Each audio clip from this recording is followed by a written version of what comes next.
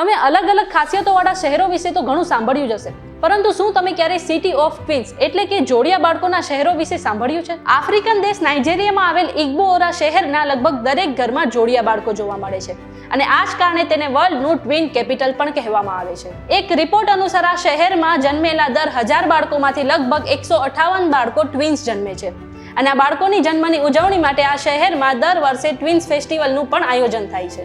માનવામાં આવે છે કે આ લોકો યોરુબા જનજાતિના છે અને 1970માં એક બ્રિટિશ ગાયનોકોલોજિસ્ટને જાણવા મળ્યું હતું કે અહીં 1000 બાળકોમાંથી 50 જોડિયા બાળકોનો જન્મ થયો છે, જે એ સમયે વિશ્વમાં સૌથી વધુ હતો. આ શહેરમાં આટલા ટ્વિન્સ બાળકોના જન્મ પાછળનું કારણ ડોક્ટર હજુ સુધી શોધી શક્યા નથી, પરંતુ ગાયનોકોલોજિસ્ટનું માનવું છે કે અહીંના લોકોના ખોરાકમાં જ કંઈક એવું છે જેને કારણે મહિલાઓને મલ્ટિપલ ઓવ્યુલેશન થાય છે અને આ કારણે ગર્ભાશયમાં એક સાથે 2 ગર્ભ બને છે, જે ટ્વિન્સમાં પરિણમે છે.